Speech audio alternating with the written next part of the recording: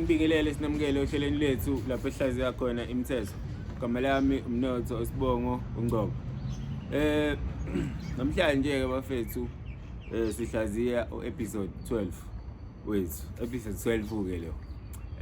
Angifuqa amanga indlela iyahambeka futhi kubukeka kuthembisa. Ngibonge kakhulu kubo bonke abantu abasubscribeayo, ngiyawabona ayanyuka. As well as nama views futhi nawo ngiyabona nama likes nama comments ukhanye kwande bafethu. Asingeneke emsebenzini wethu namhlanje. Okay, imithetho sihlaziya ke namhlanje imithetho yosuku olusha.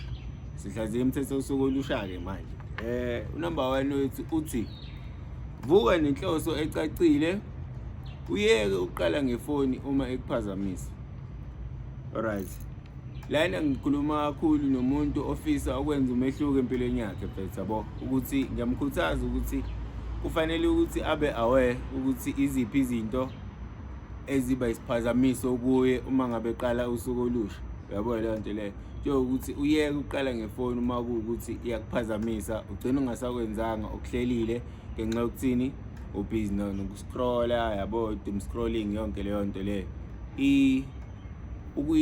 Ukulihlela usuku ngaphambi kokuthi uliqale kuyenye indlela yokuzilekelela leyo ekuthenini usondeze nalento oyifisayo nofisa ukuba yiyo kusasa, yabo.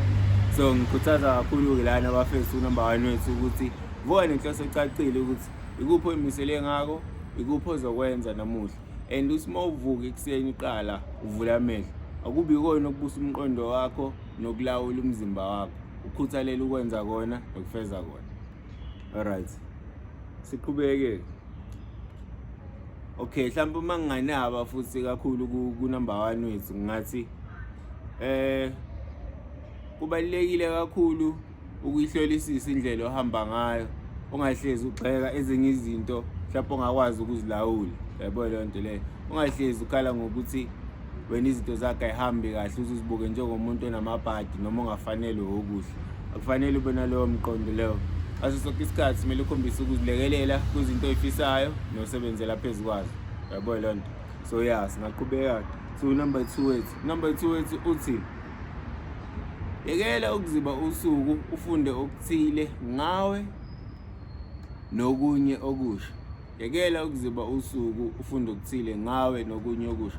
Bafethu, akukho la uzofika khona uma umuntu ohlezelele usukwini. Hlezi ulele awenzi lutho ekulekelela ekuthenini ubambisane nalethuba elisha ulinikiwe, ngoba usuku olusha hlezi lifika njengethuba elisha kuwe, yabo. Ngoba nempumelelo yakho iyofika kuusuku olusha ongakazi waliphila phambilini, eyoguqula nayo yonke imizamo yakho nezifiso zakho, yabo, kufezeke ngale ndlela wena ofisa ngayo. So ngiyakhuthaza kakhulu ukuthi mfethu yekele lento yokuziba usuku, udamene wenza into eyodwa njalo. Leyo nto izokunikeza yona lemphumela othi wena uyithanda, yabo. So kusezandleni zakho ukuthi ukwazi ukuthi uguqule imphumela oyitholayo. Ngani na? Ngokwenza izinto ngendlela ehlukile nongakaze wenza ngayo phambilini. So ngiyakhuthaza kakhulu ukuthi ubambisane nawe kulo hambo lempilo. Yayizwe leyo nto leyo. Ube number 1 supporter yakho first konke okwenzayo usuku nosuku. Lokho umsebenzi wakho. Okay. Number 3 wethu uthi ungayihleli uma ungeke uyenze, umosha isikhathi. Yeah. Cabanga ukuthi uright kanjalo. Ngoba sekukaningi ubona uma umuntu ukuthi ezinye izinto eziphumelela ngoba naku uzinikeza ithuba lokuhlela uphinde futhi uzenze ngaphandle ukuthi uzizwa kanjani ngaleso sikhathi. Yabo lo iyona nje edala imphumela, and imphumela ikhuthaza ithemba lokwenzani, lokuphila nokuphinda uzame futhi, ngoba uyazi ukuthi uma uyihlela uphinde uyenze into oyihlelile, leyo nto ikhuthaza ithemba lemphumela emihle ekujabulisayo futhi mangabe usuyithola. Yabo leyo nto leyo. So ungayihleli-ke uma ungeke uzuyenze, umosha isikhathi.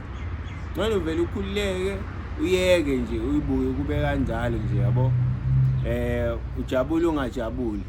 Leyo nto kodwa yokulimaza ngikukhuthazile lokho, yabo. Engikukhuthazayo ukuthi ake sivamise ukuthi sibe nenhloso ngezinto esizenzayo and hlale sibe aware of imiphumela yazo. Leyo nto yokusiza ukuthi ukwazi ukugwema amaphutha amabovu. Alright, siqhubeke bafethu. Number 4 uthi phuma ezintweni ezingakisi indawo ekakhulu lezo hlezi uzicabanga. Bafethu, cabanga ukuthi iningi lethu as much as mhlampe lingasho ukuthi alikho lalifisa ukuba khona ngokwezinga lempilo, kodwa lokho kuyaye kube khona izimpawu ukuthi uma ubone ukuthi nawe une-input kuleko okwenzakala empilweni yakho njengamanje.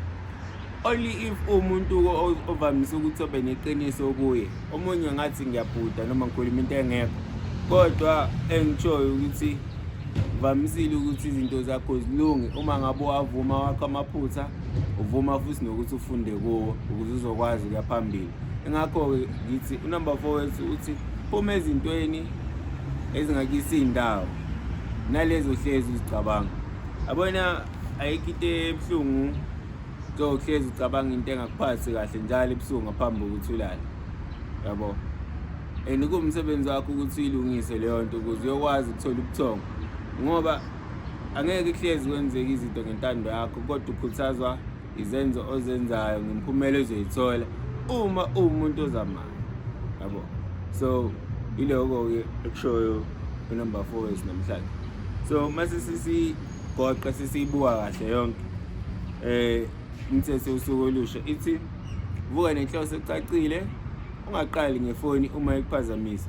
Futhi-ke kufanele ukuthi uzivikele, ulihloniphe usuku lakho kulezi zinto oyihlelile kakhulu, izinto ezisiphazamiso uyiqhelise kuwe, yabo. Leyo nto leyo yokusiza kakhulu lokho. Bese uthi number 2, yekela ukuziba usuku, ufunda ukuthile ngawe nokusha osukwini. Buka usuku olusha njengethuba lakho lokuzama futhi. Kukhona isifundo kumele usithole ngephutha olenza izolo ozolilungisa namhlanje, noma ngethuba ozolisebenzisa obungenalo izolo, uzame futhi uma uhlulekile. Bese number 3 uthini, ungayihleli uma ungekuyenza, umoshe isikhathi. Ngiyacabanga ukuthi ukuyibuka ngaleyo ndlela kuyokusiza ukuthi nawe ukhuthalele ukuthi into oyihlelile kahle into oyiqalile uyiqede. Ungabe umuntu ojwayele ukuthi izinto uyiqale uyishiye isiphakathi, yabo leyo nto. So ngikhuthaza ukuthi ake senze izinto sigcine siyibona imiphumela yakhona ukuthi sibekaphi and isilethela lokhu ushintsho empilweni, ngabe impumelelo noma isifundo, yabo. Bese unumber 4 uthi phuma ezintweni ezingakuyisa indawo kakhulu lezo hlezi uzicabanga. Ungabiki isitha sempumelelo yakho, uyayazi into ekuphazamisayo, iqhelise kuwe, uhlele kahle wakho unyaka, kodwa lokho uqala ngani ngokuhlela usuku bese uzinikela kuwo konke okuhlelile ngaphandle kokuthi uzizwa kanjani. Lokho-ke kuyokwazi ukuthi ukulethele uguquko empilweni yakho. Bafethu, sibonga kakhulu uma ukuthi ngikwazile ukufika la egcineni kule episode yethu esi-12. Please make sure you like, comment, subscribe and share. Thando ningi.